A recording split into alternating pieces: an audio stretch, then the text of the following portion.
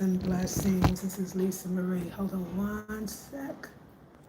Okay, I hope you are perfect, whole, and complete. I'm just looking at it. I want to wear my hat today, especially with my cornrows. It's definitely cute. But I really don't want to mess up my oh, my hair though. It's kind of old right now, but I might wear it. We'll see. We'll be cock it to the side. Go backwards. Okay, go backwards on them. That would actually be kind of cute. Let's see. Okay, you know what? I don't feel like dealing with it. I hope you're well, perfect, whole, and complete. Hope your morning is great. I had a horrible night's sleep, so I've been fasting. Then I started eating, and I got a weakness for nuts, specifically cashews. And they just messed up my whole digestive system. I haven't worked out in some days. Let me say I haven't worked out Friday, Saturday, Sunday, Monday, Tuesday. 5 days. That's a long time for me. But I was fasting, so I didn't want to do all that. Anyway, I was supposed to resume back on Monday, so that's not too bad. Um, but tomorrow's another day, so yeah, I'm exhausted actually. Even though I slept 8 hours, I have so much on my mind. And I know I did a video here, I did a video for my membership group kind of talking about this idea of the nonconformist, or the one that person that I only do what makes me feel good and I don't do the things that don't make me feel good. And I wanted to talk about the consequences of that and basically the downside of being that way. Because I felt like yesterday I painted a picture of just do what you feel, do what you feel, do what you feel. But a lot of times when you do what you feel, or you do what only feels good, or you do what feels right for you, you're not alone. Like usually you're attached to other people. You know, most of us have some um, responsibility, whether it's our aging parents or our parents in general, our children, maybe family members that might be sick. I mean, there is, I mean, I wish I could paint this perfect world of you can just do what you want to do. You can just do what you want to do because it's your life. But the way life is, your life is connected to other lives as well. And what they say, that there lies the problem. That's where everything becomes more, there's a sacrifice that has to be made. And you have to ask yourself, is the sacrifice worth it? So the question I'm asking myself, are there times when you do have to do things that you initially didn't want to do because, because it would actually, I don't know, I don't want to say make someone else feel better, but make someone else feel better. But it's actually can make you feel better as well. Anyway, it's complicated. You're going to see I'm not going to be as smooth with this video.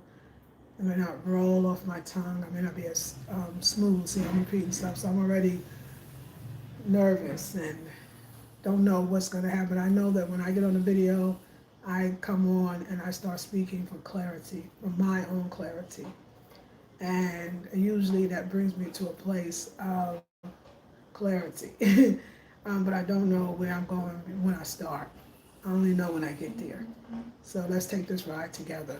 Let me just see if I have to. Yeah, I'm going to close the chat.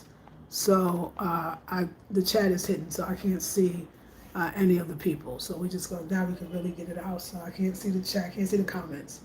But I'm here, and maybe at the end I'll pull up the comments if I see a thumbs up or something. I know it's the trolls because they'll never thumbs up. So if you're not a troll, thumbs up. If you're a troll, you won't thumbs up. And so then we know. So here we go. So the greatest, I feel like, sacrifice that I feel like I've made. Okay, let me go back. I want to tell a little story. When I left home, but it wasn't, I left home because it was bad. I grew up in Brooklyn, New York. I was born in Brownsville, Brooklyn. That was back then in 1967. That was a rough time for black folks. I mean, this was still the Vietnam War, I believe, was still maybe going on. And we had a lot of vets that came back and they were heavily addicted to heroin and other drugs. And it was in the neighborhood, Brownsville Some people called it Vietnam itself, which is interesting when they said, they used to say, I'm not from Brownsville, I'm from Vietnam. There was the other saying too, Brownsville never ran, never will, straight Brooklyn stuff. And we were a very unusual family, you know. That was back in the day too, though. Just because you were poor didn't mean you were bad, you know. We still grew up with very much manners. We had a close-knit family. It was the real Black American family that didn't have money, but, and we actually didn't have it. I mean, you know, but we were good human beings, right? So I have two brothers, one younger, one older, and a sister older, so it was four of us. Two boys, two girls. And we had a wonderful mom. My mom was a single mother, so none of our fathers were around. No, my mom had a rough but very smart, very unique, very spiritual, very metaphysics. We didn't grow traditional at all. Okay, you know, we had the Black Panther Party at our house one night and the white hippies at another night. You know, my mom was very smart and politically aware. So when I left Brownsville, Brooklyn when I was 5 years old. And we moved to Park Slope, which still today is known to be one of the greatest neighborhoods in Brooklyn you could live in. It was very affluent, very rich, and I got to go to some pretty decent schools, PS 39, Junior High School 51, and then I wound up going to, I wanted to get out of Brooklyn, and there's a thing in New York back, I don't know, it might still be the same, but if you didn't decide to choose a high school you wanted to go to, you would just go to your zone school, which means a school in your neighborhood. And mine was Sarah J. Hell, because at that point, so we had moved to the Park Slope when I was 5, and we moved out of Park Slope when I turned 14, and we had to move to the projects, which is a place called downtown Brooklyn, you could call it. Some people call it Borum Hill. Basically, I lived in a project called Whitecroft Projects. I was 14, my sister was 15, my older brother was 16. My younger brother was 10. And we lived right down the block from another project called Gowanus. And yeah, it was, you know, it could have been rough if we were born in the projects, I think. But because we came at 14, 15, 16, in New York terms, you kind of grown. You know what I'm saying? You kind of grown. Like, you set in who you're going to be. And we always would walk 15 blocks back to our old neighborhood. So, but my youngest brother got a little more caught up. He was young, impressionable. So yeah, so there was that. But I was always different because my mom, all of us, we were allowed to be so different. I was the one that took after my mom, and apparently my dad, I hear. I used to go to hang out in a place called Greenwich Village. First of all, I went out of Brooklyn and went to a school in Manhattan. That was already deep. Like I applied for a high school in Manhattan. It was, I went to Norman Thomas High School. I think I applied to Murray Bertram. I think they say it that way. A couple of other ones, but I was trying to get out of Brooklyn. Because I already, when I was in high school, I was skipping the last 2 periods, they would call it there. And I would be going to Greenwich Village. So I was always a village girl. I was a village girl with 16, 17, 18. The Greenwich Village is the place, alternative. It's Berkeley. Berkeley would be compared to it in Cali. And we had Greenwich Village, honey. Like where all the stars that became stars came. I mean, I have been born there, but they came there. Jimi Hendrix and so many famous people, right? So I loved it because it was alternative. Yeah, it wasn't a lot of black folks, but black folks there was very artistic and very alternative. So thanks to my mom, I was able to be pretty free with what I wanted to do and how I wanted to do it. And I loved that. Thank you for the thumbs up. And I loved that. So when I decided that I loved the village so much, I used to hang out in the West Village. I used to hang out in the East Village too. This is well. So this would be the 80s and the 90s, okay? It would be the 80s and the 90s. So I don't know how I got this job, but I got a job working in the Empire State Building. I was a secretary. I was the worst. Oh my God. I was an artist without even knowing. I would hang out in Greenwich Village. Let's clean my earrings at the same time. I would hang out in Greenwich Village, and people would say, oh, because, you know, everybody in Greenwich Village was a dancer, an actress, a model, you know, whatever artistic thing that you could be, a visual artist, I mean, you name it, right? So when people saw me all the way out here in the village, I used to wear the most dopest, unique out there clothes, you know. But at this time, y'all, I want to say, I'm still living in the projects, But I would leave the projects in mind. I never forget motorcycle jacket, um, cowboy boots, and tight dresses. And blue hair, different color hair, and I was that girl, right? But I lived in the project. I want you to know now, it's a straight project. I wasn't like a white acting girl. I was myself, which is very unusual. Myself, just expressed myself in that way. I loved it. And my mom allowed it. She thought it was cool. She even helped me with the outfits. I mean, that's how dope she was, okay? So I knew that out of everybody, all my siblings, that maybe I probably was going to be, I didn't know, but I was definitely the most alternative one. And everybody accepted that about me and my family, and even loved that about me and my family. So I was grateful. So I was working. I got a job at the Empire State Building after high school. I got another job I didn't like. It was an insurance company. It was in the city as well. I think it was like Lower Manhattan. And I stayed there for a short while, but I couldn't stay there. So anyway, I got another job in the Empire State Building. And I wasn't for me either because I was an artist, damn it. But anyway, I worked from 9 to 5, and then I wound up getting a job at this place in Greenwich Village on West 4th Street called Pink Pussycat Boutique, not sure if it's still there. And I would work from 6 to 10. So I worked 9 to 5, get off, go to my job. My other job was fun, 6 to 10. Met the greatest people. I mean, I met some like serious, they were all rock stars then, but I met a lot of them. And Billy Idol, and I mean, I could go on and on, Sting, and like, there's people you would see hanging out in the village, right? And at that point, I would like come out the projects and go to the village, but I was made fun of really badly. Like, called me a freak. I was called every single name. So I used to have, there's a time, y'all, they used to have these things called Sony Walkmans. And I actually had the one with the cassette tape, child, the cassette tape.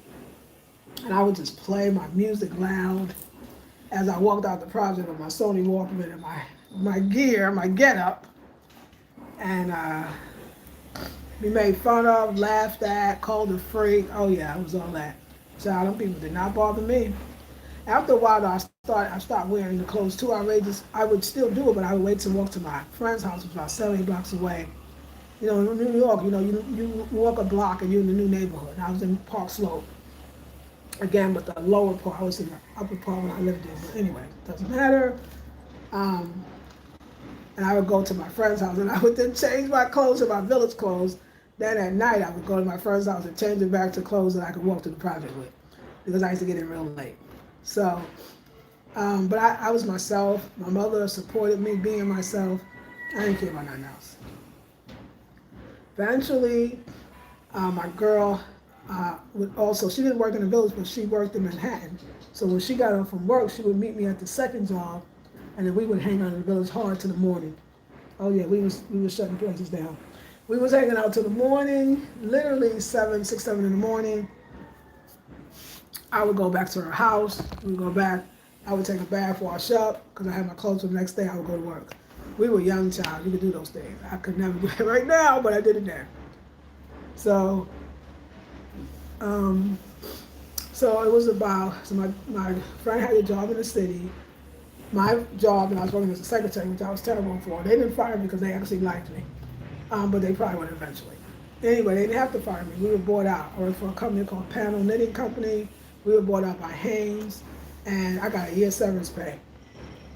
My girl's job is wants to move to Vegas, and none of the employees there could move to Vegas. They were New Yorkers, a lot of them from Brooklyn. They had families and children, so the ladies could move. So the boss had to move it, and she needed 2 people to kind of start it. So we were the supervisors. For the first time I was on a plane. I was 22. I was 22 for sure. Because I was going to the bars and clubs before 21, but I remember 21 and 22 because it was like, well, now I can legally drink at a bar because we was already doing it, right? So I was 22. I was like, look, my first job had given me a year's severance pay. My second job, I was tired of it anyway. It was time to go. I was like, I've never been on a plane. I'm out. boom, out. So I remember I remember this badass dress I got from the village. It was like a back low. I'm about to redesign that dress. I'm about to do this dress. The first dress I was on the plane for the first time. I remember I met a brother on the plane, but he actually worked for the plane, but he wasn't working there. And he knew where all the liquor bottles. I didn't drink liquor. I didn't drink liquor. I just drank beer and wine. But hey, it was vodka. We was getting nice and drunk. And my friend who had already went to Vegas because it was her job, she was waiting for me on the other side. I had stencils in my hair. I ain't had no bad ears. I couldn't afford them. But I was working it though. But I wasn't that girl. And it was great. And I was in Vegas. I was like 22. I know I was 22. We stayed there for a year almost. And then we decided that we didn't want to do that job anymore. We didn't, but we had fun. Don't remember, we had a lot of fun in Vegas. And we wanted to go home. We miss museums and culture. We miss the culture of New York. It's kind of hard to beat New York. When you're born and raised in it, you think it's everything. You think it's like it's the cradle of civilization, right? Because when we moved to California, we would talk about New York like, oh, New York, y'all don't have nothing. Cali don't have nothing on New York. We was New Yorkers. We was Brooklyn girls for sure. And then we go to, so I leave my mom and we go to Vegas, and we stay there for about almost a year, maybe 10 months. Come back, and now we can't do this New York anymore. I feel like saying the States, but it was over. And it wasn't that we couldn't do New York, but it was like we've been to the mountaintop. We've seen another way of life. We've seen other things, me and my good friend. So, and for me, I went back to the projects. We went to Vegas. We had a pool in the complex. We had upstairs, downstairs. I ain't never had nothing like that. You know what I'm saying? It was cool. It was like 4 of us girls that lived. It was like a 3-bedroom apartment. It was dope. Like we was free. We was on our own. We was dating, and we gotta go back to Brooklyn because we can't stay out there. We know that there's more to life than Vegas. And no offense to people that's from Vegas, live in Vegas. That was the 90s. Definitely still we're in the 90s. And so we went back to Vegas. We went back to New York. We went to Brooklyn. I literally stayed 4 months. I was like, oh no. I can't be I can't be the little girl no more. Like, I'm not a little girl. I'm grown now. I probably was 23 going on 24 or maybe even. I'm grown. You know, I've been on my own. I can't share, going back to sharing the room with my sister, like a little girl, my 2 brothers in the other room. Like, I'm an adult. I know what it is to live alone. And I made it happen. When I was in New York, I met this guy, wonderful person named David, to say his first name, from Berkeley. It was an interracial relationship, and he was the greatest guy, sweetheart, great boyfriend, no complaints whatsoever. I just realized I like black men. So, but anyway, he was wonderful. I met him in New York. He was like, listen, if you're ever close to California, you should come visit me. When I got to Vegas, I was like, is this close to Cali? He was like, yeah, I'm gonna send you a ticket. So I came out, and oh my God, it was December in Berkeley, California. Now, keep in mind, I met him in the village. Keep in mind, I'm a village girl. If anything else could feel like the village, Greenwich Village, it would be Berkeley, California, but better. Let me tell you why I say better.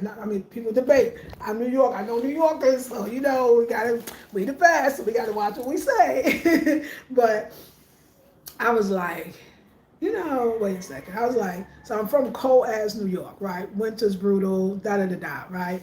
And I was sitting there, and it was December, and it was cold in the Bay. It was the Bay Area, it wasn't L.A., and it was cold in L.A.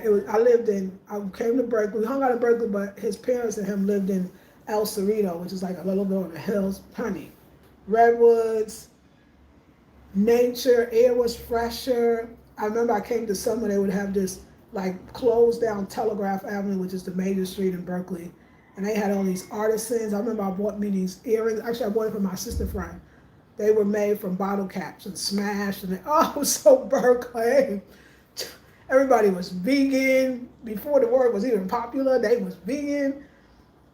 It was hippie down. It was like, but it was sunny, even though it was cold. And I said, is this the coldest it gets here? They was like, yep, this is it. I'm gonna move. And so, yeah, I went back to the States. I stayed for 4 months. And I wound up, the brother David, the guy David was waiting for me, and I moved in 4 months. And I probably was, so when I left, I said I was 22. I think I definitely turned 23. I could have been more. I could have been close to 22, turned 23 in Vegas, left at 24, because I remember when I got to Cali 4 months later, I was 24 going on 25. I celebrated my 25th birthday in Cali. That I remember for sure. So I but that was maybe a year into it. I wound up staying with him, and we stayed together for like maybe a couple of years. But I was in Berkeley when I had to get a temp job. I got a temp job in Oakland. When you talk about Oakland, y'all think about that Snoop Dogg, that 90s, that laid back with my mind on my money and money on my mind, that Oakland pimp, that Too Short era. We used to come, when we first came to Oakland, Too Short's from Oakland, he was famous, his rap. And we used to call it ABC rap, because we so from New York. We used to like the X-Clan. We used to like, we thought we was just the best. New Yorkers don't even play with us when we first moved to somewhere. We think we are the goddamn best. That's why Southerners don't like us, because we come to the South with that, what y'all doing over here, y'all country bumpkins, So we thought we was the best. When I hear Too Short now, I be like, my God, he was brilliant. I think he's a great rapper now, but when I was younger, I couldn't see him. Man, we went to Oakland. Dudes had like Shirley Temple curls, but they was mad baddies. You know what I'm saying? They were gangsters. We ain't never seen nothing like that kind of girly hairstyle that we called it, but you were gangster. Only you try to play with them. You know what I'm saying? It was East O down. We didn't live in East Oakland.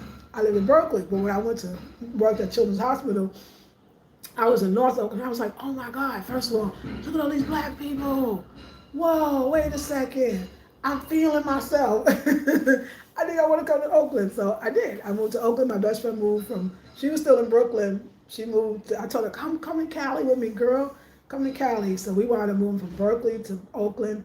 And that set my entire life, right? That set my entire life. And I wound up staying in Cali for over 20-something years. Had a child with my daughter's father's roster, good brother. And I was black and proud like nobody business. It was beautiful. I did so many wonderful things. So let me say, I say all this to say, and I always kept in touch with my mom. And one time my mom came to visit. We were still close. We would talk on the phone. So I didn't feel that like, oh, I left my house at 22 years old and I never came back to live.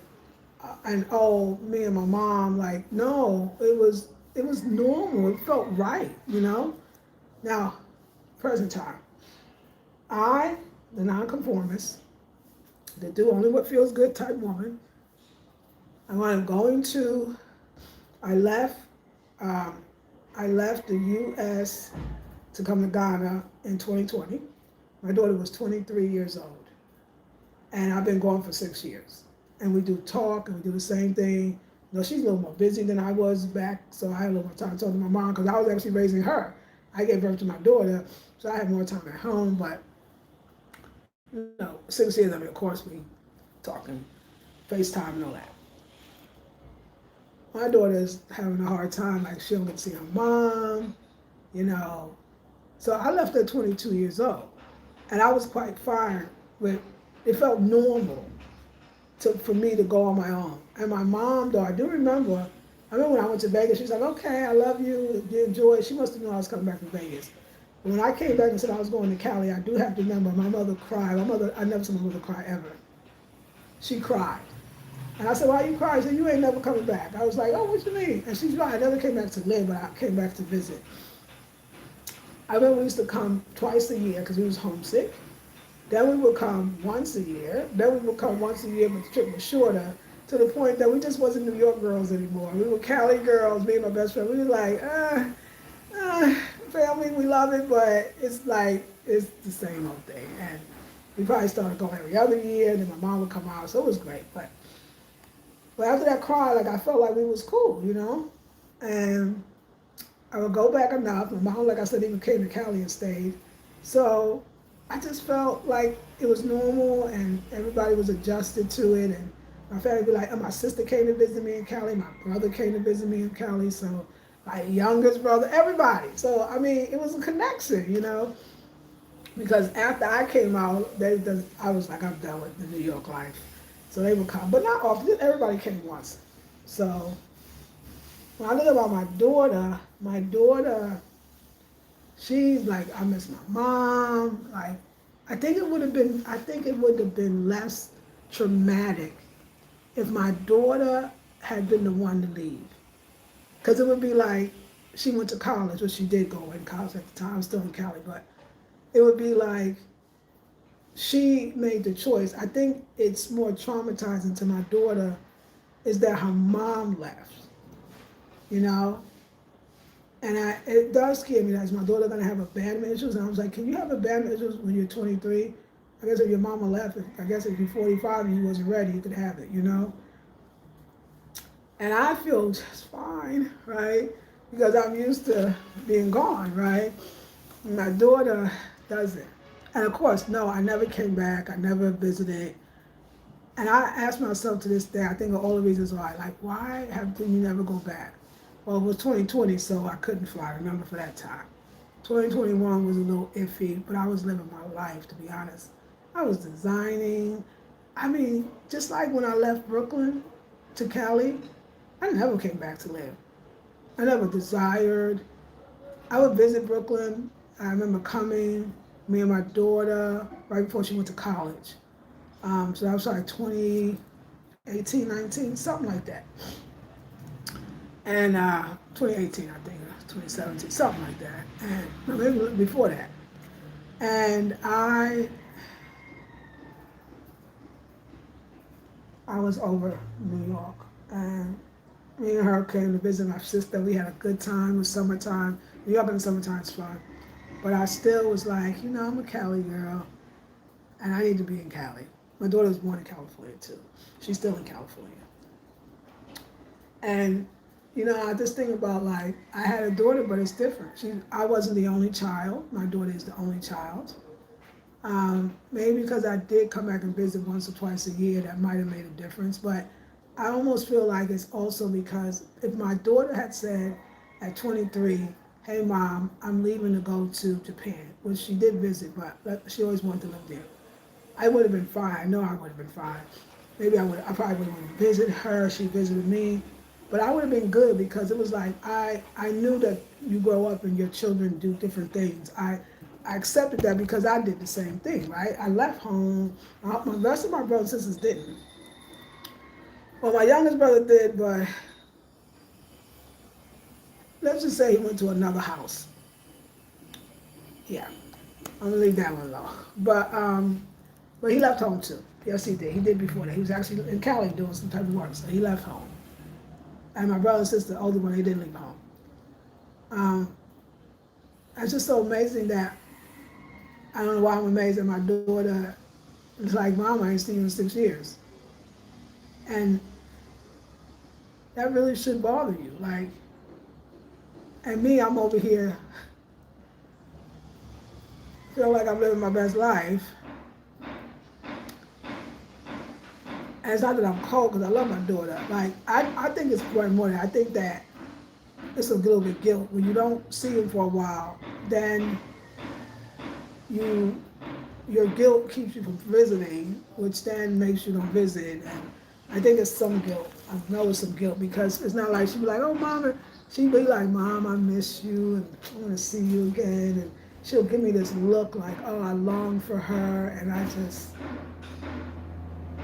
So the consequences, the downside is that you doing exactly what you want to do and only doing what you want to do, I can just say this, others will be hurt by it. Not just the strangers that watch you, not just the friends that's, loosely connected, but my own flesh and blood. And again, I told you, there's nothing in me that want to go back there. So I had to ask myself, what is the fear of going back? What's the fear? The first 20 to 22 was not good time to travel. But from 22 to 26,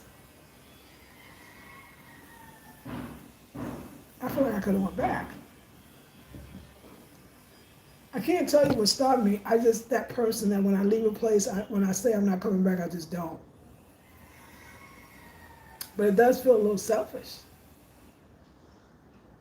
I can't even get back to 6 years that I didn't see my daughter, and I know that that hurts her.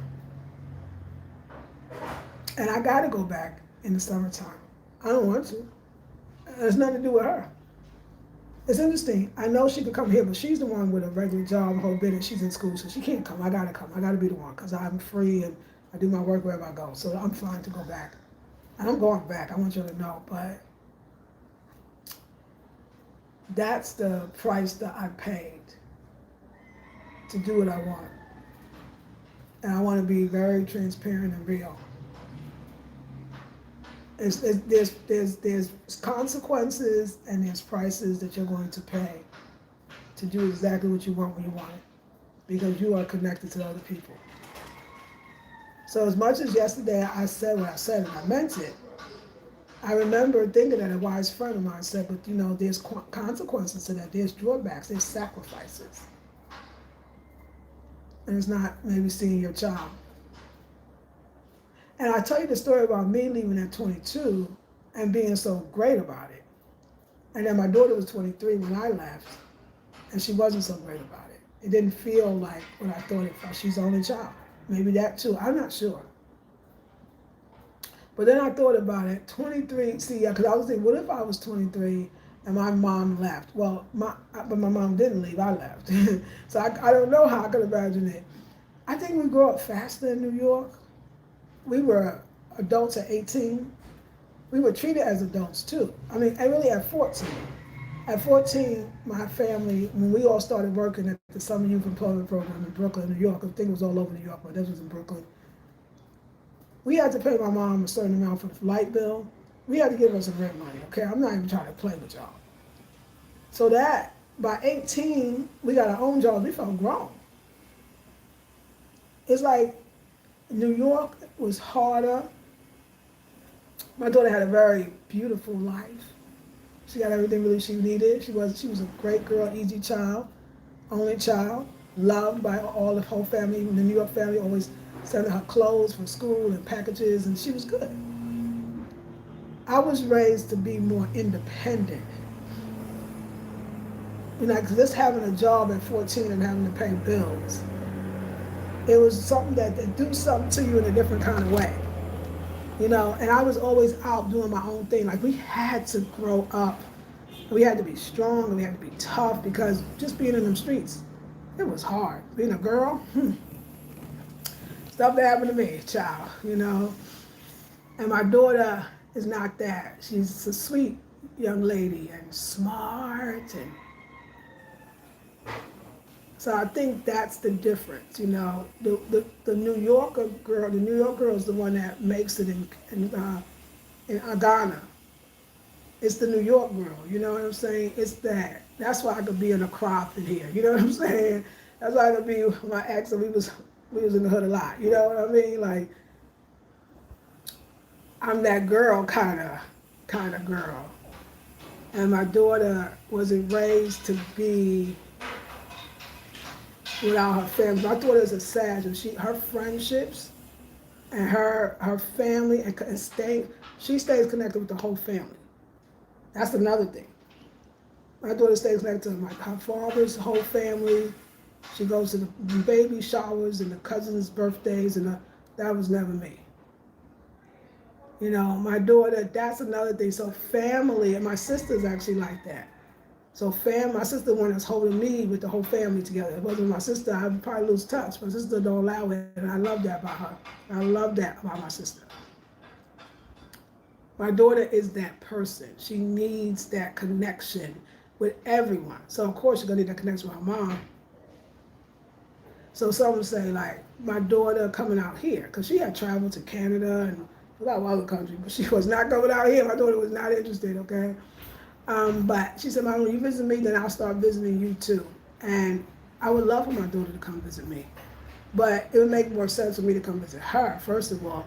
And there's a part of it, I don't think my daughter is going to, I don't know. I don't feel like she's going to like it here. My daughter likes the amenities and the lifestyle of the U.S. My sister does too, actually. My aunts and cousins and my brother, they all like the conveniences of the U.S.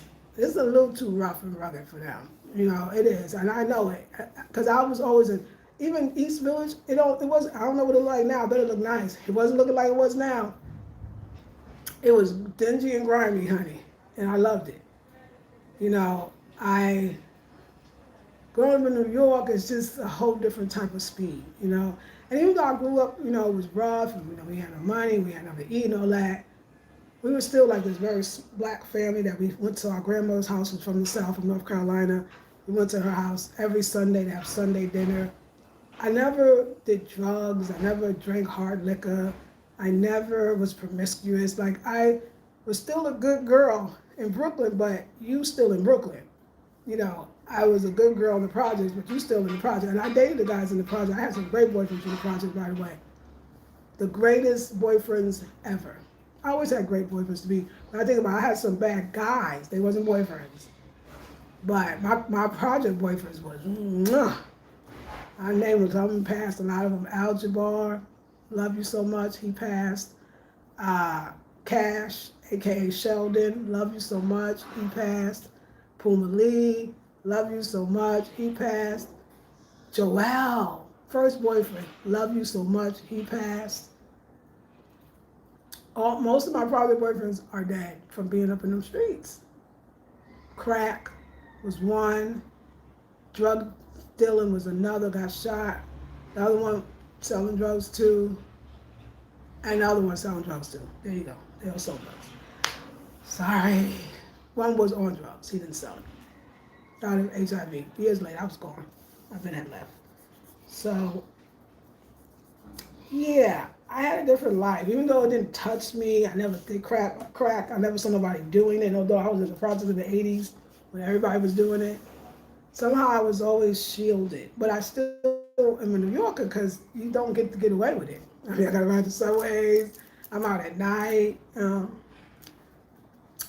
My daughter, I just thought about that, telling y'all. She keeps not just me and her together. She keeps the whole family together. Okay, and I tend to, but I would never think this about me. But I tend to, if I'm done and I leave that place, I'm on to the other place. Like, I never would have thought when I was younger, believe it or not, that I would even be like that person that would keep going and never come back. Even though it was happening, because when I went to Cali, I stayed for 20-some years. When I was in Cali, I thought I was going to be there till the day I left the earth, and I was fine with that. But things change, you grow spiritually, and then you realize something else. There's somewhere else to go. Now, there's a lot of other reasons why I don't want to go. There's the obvious reasons. I don't like discomfort. I grew up with a lot of discomfort. Teased badly, didn't have enough nice clothes, didn't have really on the same outfit every day, wash it out, not enough to eat. And my mom went through some mental issues.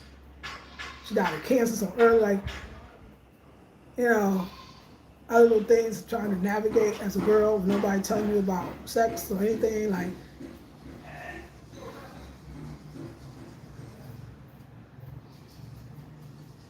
But felt blessed, to be honest.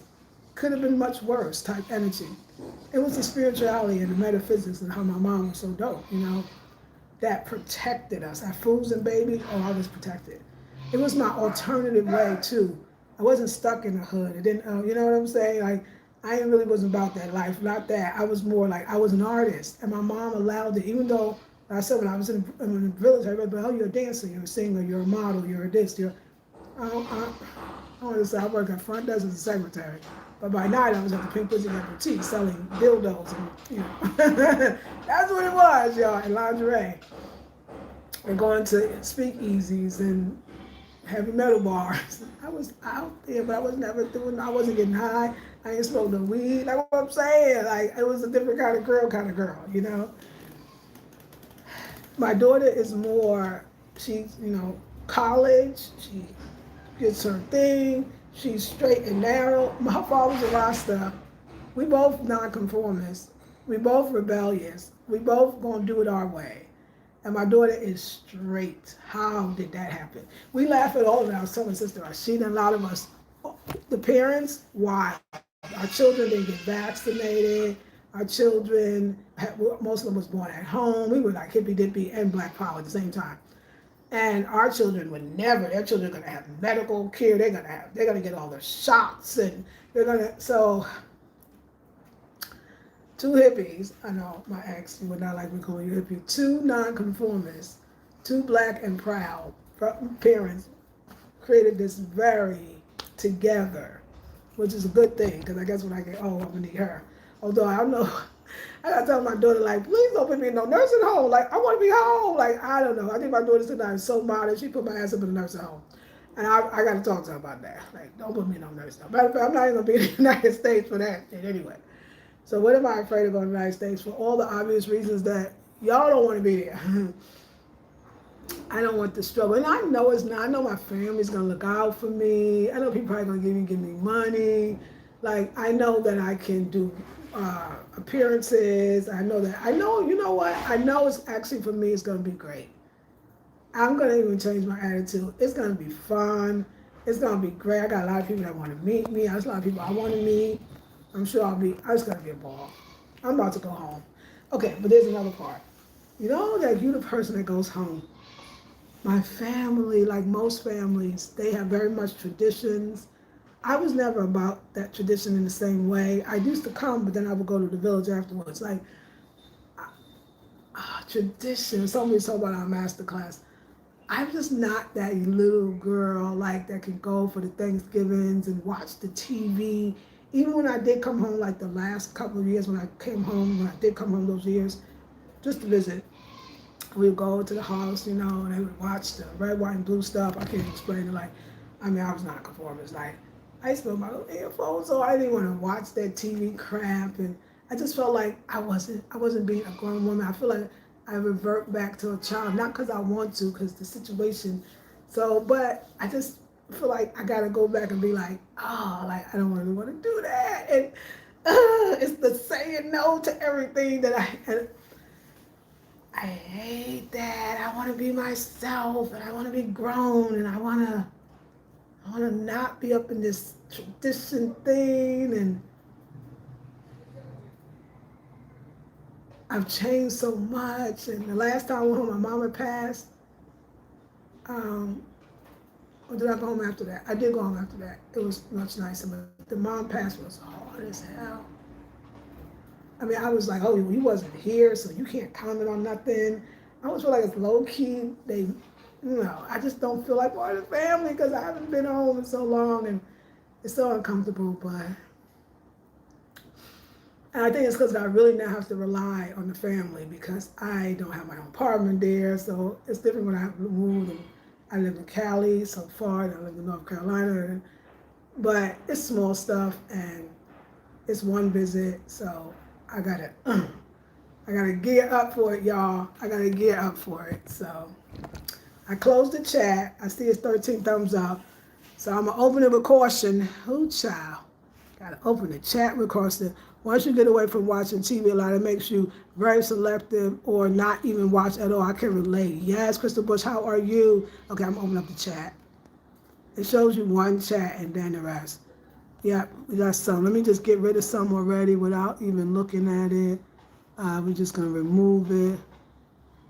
We're going to remove it. I just look at the names and I already know it's going to be dumb. Hold on one sec. We're going to remove it. Okay. I saw crystals, but... Okay, hold on. There you go, Crystal. Okay. I get rid of all of them? Okay. Okay, hold on, y'all. Just easier to remove all those. So now Crystal says, once you get away from watching TV a lot, it makes you very selective or not even watch at all. I can relate, yeah.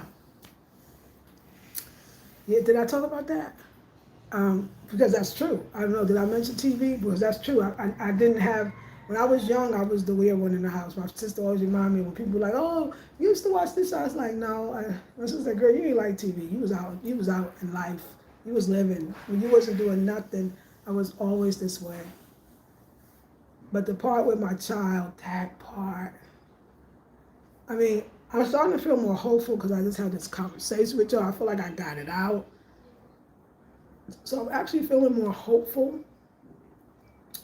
that it's going to be a great time. It's only a visit. And, you know, I think there's that part too. Like, I know my daughter might cry, and I know she might hurt, and I know she got feelings. And am I strong enough to deal with that? Well, if you want to be strong enough, you want to be strong and do what you want to do, then you got to be strong enough to face the consequences of what that looks like.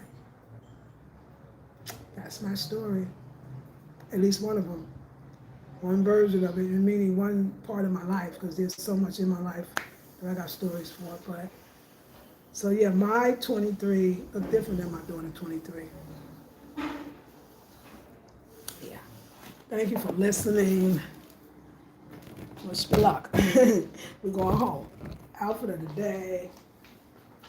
We regular again. Look, this shirt actually, these peepholes, they go in the front, but I don't like it in the front. I don't want it to show, so I put it in the back. I gotta go today and get some paint because what? Because I'm redoing the whole house space, the whole room. I'm actually finally moving in. Everything's gonna look totally different. We painting walls, so I'm gonna get some paint today. Step one, and then we'll go from there. But so I gotta get ready to go. But I called first. They said give me an hour, so I was on here for about an hour. So now I think it's time to go.